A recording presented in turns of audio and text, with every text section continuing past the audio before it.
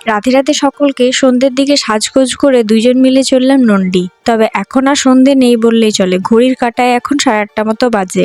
আমার দাদার ছেলেরা জন্মদিন, সেই জন্যই আজকে নন্ডি যাওয়া। কালকে আমরা গিফট কেনার জন্য চলে গিয়েছিলাম আসানসোল।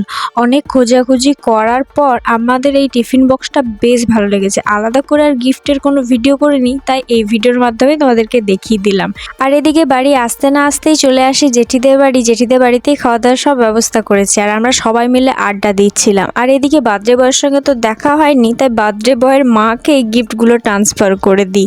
আর এইদিকে জেঠিও খেতে বসে পড়ে গেছে। জেঠির সঙ্গে প্রায় অনেক দিন পর দেখা। দাদা আর জেঠু চলে যাওয়ার পর জেঠি খুব একটা নন্ডিতে থাকে না, তাই বলতে পারো খুব কমই দেখা হয়।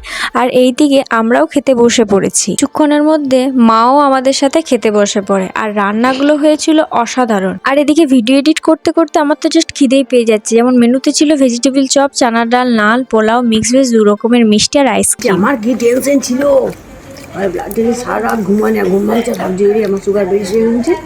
এবারে বলবে যে ভাত মিষ্টি এসব খেও না। আর এই হচ্ছে আমাদের বড় মা, মায়ের সাথে গল্প করছিল। আর আমার মায়ের কথা শুনে তোমরা বুঝতেই পেরেছো আমার মা কতটা পরিমাণে মিষ্টি খেতে ভালোবাসে। আর সেই দিন রাতটা আমরা নন্ডিতেই ছিলাম। তার পর দিন সকাল সকাল ঘুম থেকে উঠে আমরা কোয়ার্টার চলে আসি।